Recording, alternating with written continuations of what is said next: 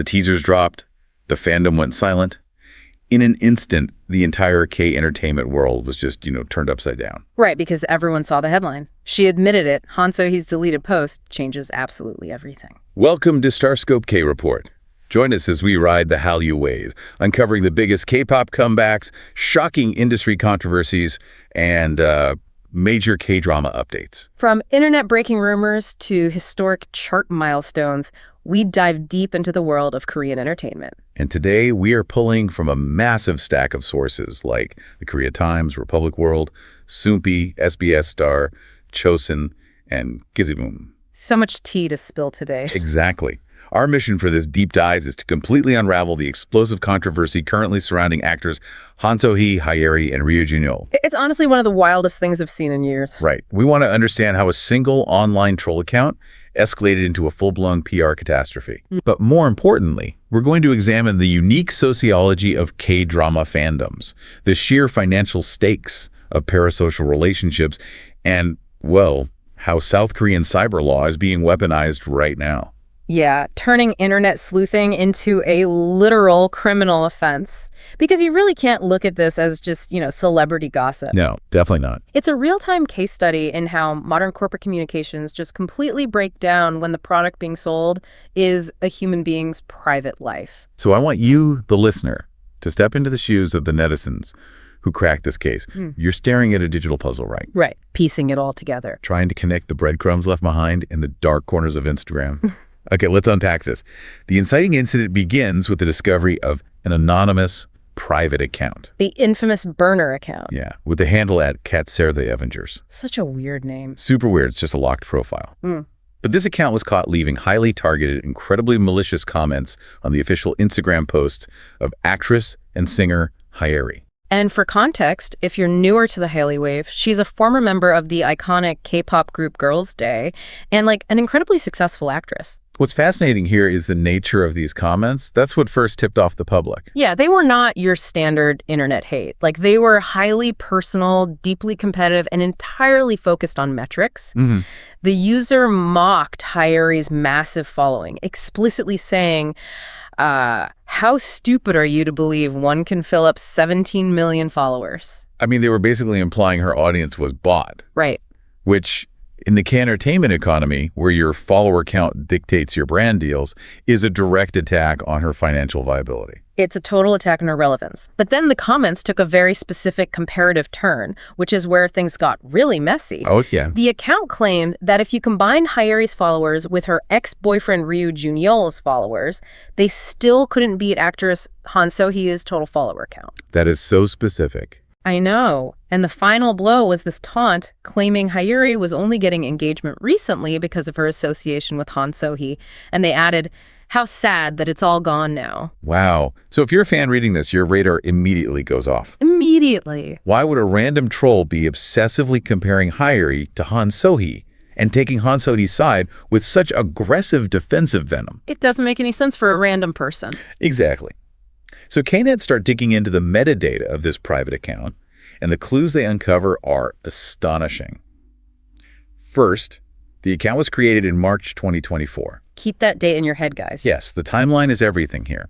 Second, the profile picture for this locked account perfectly matched an obscure older photo that So-hee had previously uploaded to her own social media. And this is where that muddy footprint metaphor really comes into play. We tend to think that creating a burner account is like, wearing a mask in a crowded room. You take off your name, you put up a blank profile picture, and you're untraceable. But creating an anonymous account today is actually more like leaving your front door locked, but tracking muddy footprints all across your own porch. That is such a good way to put it. You might think you're using a random, untraceable image, but the internet never forgets a single pixel. A photo posted once by an A-list celebrity is instantly cataloged by the fandom. But we have to be analytical here, right? Because a matched photo and a suspicious creation date are, at the end of the day, purely circumstantial. It's true. Anyone with an internet connection could save a photo of So-hee's aesthetic and use it to impersonate her or defend her. I would normally agree. Anyone can save a photo. But K-net's found the smoking gun, and it mathematically destroyed the coincidence defense. Okay, here we go. Actress Jeon Jong-seo, who is a very prominent star and a known, close, real-life friend of Han So-hee, was actively following this private troll account. The statistics of that follow are what make this situation so difficult for the agencies to spin. Think of it like an Agatha Christie locked room mystery, but for the digital age. Oh, I love that analogy. In a locked room mystery, the suspect pool is restricted to maybe 5 people, right? The math solves the crime. Here, Jeon Jong-seo's Instagram account is the locked room. Right, because she's a major celebrity and she only follows 19 people in total. Wait, 19 total? 19. That is an incredibly exclusive VIP list consisting of fellow A-listers and her absolute inner circle. So the probability of an A-list star who carefully curates her following list to less than 24 people accidentally following a random, zero-follower internet troll who possesses no connections to her real life. It's virtually zero. You have to look at the psychology of how celebrities use social media. That follow list is a heavily vetted networking tool. Exactly. So the natural conclusion the public drew was that Jeon Jong-seo knew exactly who was operating that account and that she was following her friend's private burner page. And what makes it look infinitely worse is that the moment the public backlash started bubbling up and the articles started hitting the press, Jeon Jong-seo unfollowed the account. Which is a reactionary move that almost always signals guilt in the court of public opinion. I mean, they were getting dragged. Oh, absolutely dragged. And that's not even the wildest part of this comeback story. Later in the episode, we'll talk about the shocking legal twist in this drama that nobody saw coming. Yes. But to truly understand why the public was so primed to believe this conspiracy and why that specific creation date of March 2024 is the linchpin of the entire scandal, we have to examine the history. Here's where it gets really interesting, because March 2024 was when the K-entertainment world essentially caught fire. Let's lay out the romantic timeline. Okay, let's do it. Hyeri and actor Jun-yeol were basically K-drama royalty. They start together in the wildly popular show Reply 1988. Such a classic. They were everyone's bias couple. Truly. And they dated for 7 years. In this industry, a 7-year relationship builds an immense amount of parasocial investment. Fans literally grew up with them. But they announced their breakup in November 2023. Then just 4 months later, in March 2024, which is the exact same month, our troll account at Cat's Earth Avengers is created rumors surfaced that Jun-yeol is vacationing in Hawaii with actress Han So-hee. The moment those Hawaii rumors drop, we witness a total breakdown of the traditional celebrity PR machine. It became the great Instagram story war of 2024. It was chaos. Hyeri posts a cryptic photo on her Instagram story.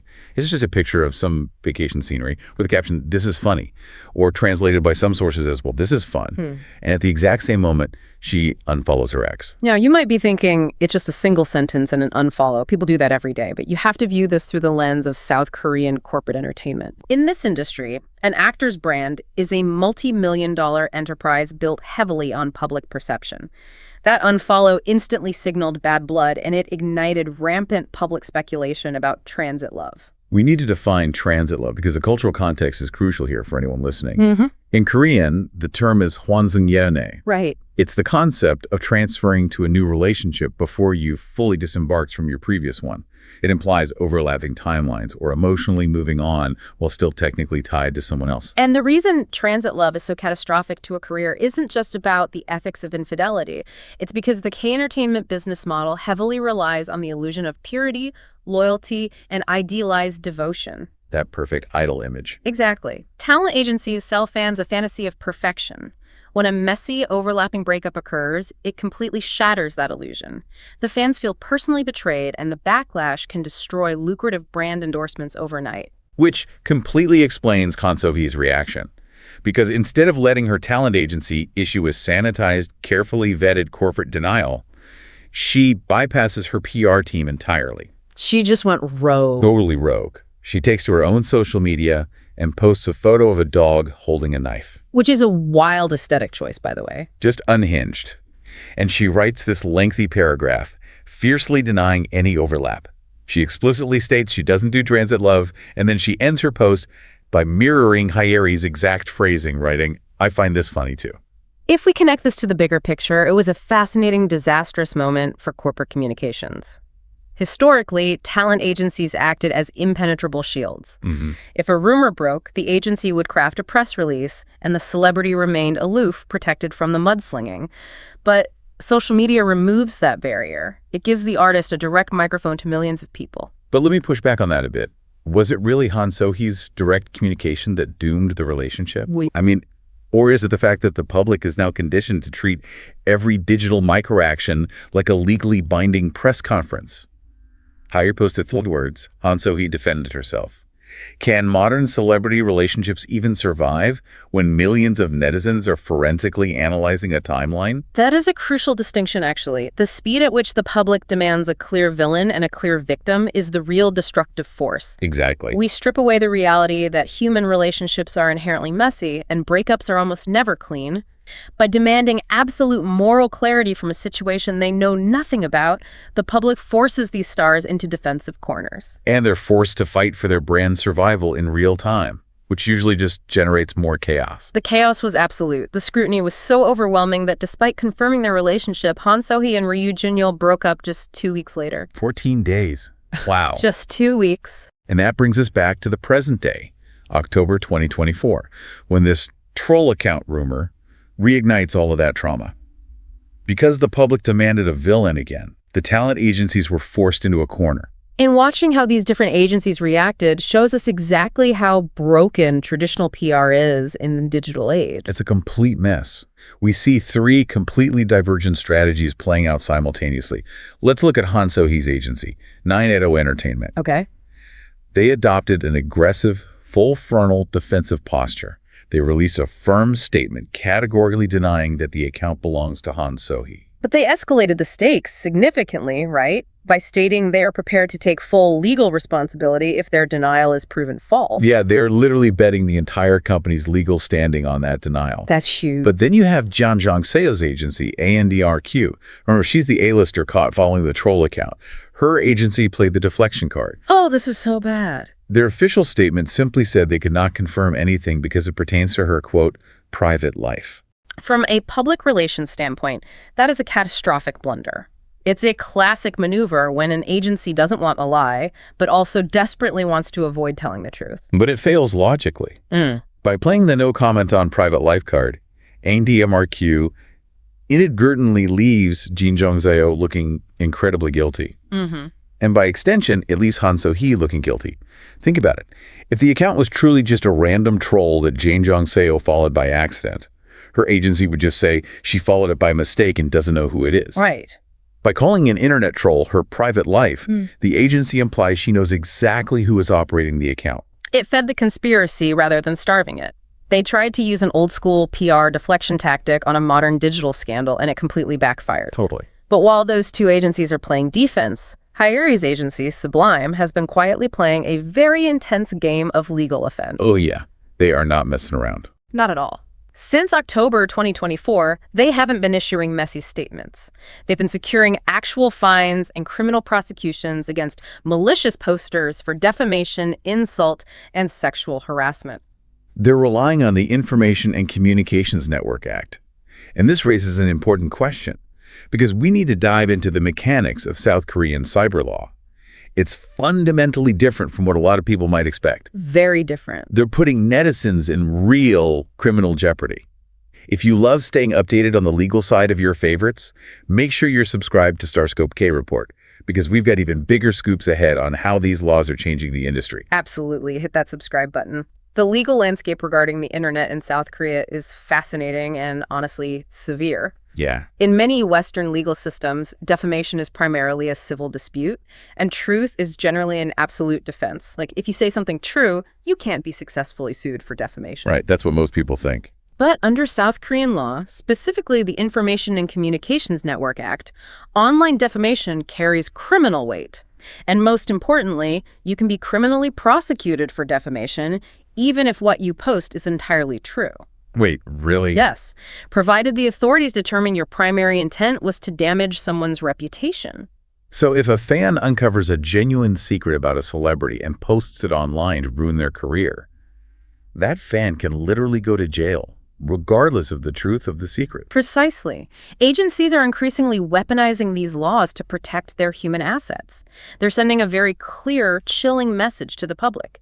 Internet sleuthing and trolling are no longer just harmless fandom hobbies. They're potentially criminal acts. Exactly. The ecosystem is shifting from anonymous fan wars to actual police investigations. Which completely changes the stakes. Yeah. You transition from being an anonymous fan leaving a snarky comment from your bedroom to having a permanent criminal record. It's terrifying, honestly. But I want to pivot away from the cold legal realities and the corporate strategies for a moment. We need to look at the deeply human element of this. If you're So-hee and the entire internet is debating your moral character and tracking your every digital move, how do you actually cope with the psychological weight of that? We actually have some remarkable insight into her psychology thanks to a recent interview she conducted with the Chosun media outlet. Oh, the Chosun interview. Yeah, and her approach to the backlash is highly unusual for a star of her caliber. Typically, K-drama actors are rigorously trained to bow their heads, issue profound apologies, and express deep regret to the public whenever a controversy arises, regardless of fault. The standard apology tour. Right. But So-hee took a very different path. She stated that she views social media criticism as, quote, growth feedback. Growth feedback. It is such an incredibly clinical way to describe thousands of people tearing apart your personal life. It really is. She acknowledged her imperfections, but stated she refuses to obsess over her mistakes like a Mobius strip. She refuses to get trapped in an endless loop of public repentance. Wow. But the most revealing part of the interview is that she openly admitted she reads all of her social media reactions. She said that receiving direct, even negative feedback is a privilege of her job. She views the hate as proof of sustained public interest. So what does this all mean? I have to wonder if that's genuine resilience or a deeply destructive coping mechanism. She's essentially saying, I see you, I read what you write, keep it coming. It's extremely defiant. And that defiance brings us to the latest, most ironic twist in this entire saga, which was reported by KBZoom. This is the she admitted it moment everyone is talking about. Yes, this is what broke the internet all over again. Right after this massive scandal broke, right after her agency threatened to take full legal responsibility to prove she wasn't the troll. So-hee was caught liking a very specific comment on her own Instagram. Oh my. The comment simply read, "Now it's like you're creating your own problems." Engaging with a comment like that during an active, high-stakes PR crisis is astonishing. It defies every single rule of crisis management. So how do we interpret this? Is it just a careless slip of the thumb? I mean, we've all been scrolling late at night and accidentally double-tapped something we shouldn't have. True, it happens. Or yeah, is this a calculated, ironic acknowledgement of her own chaotic public image? Because looking at her history, she has always cultivated a rebellious, slightly edgy persona. Liking a comment that basically says, you are your own worst enemy, feels like a deliberate wink to the audience.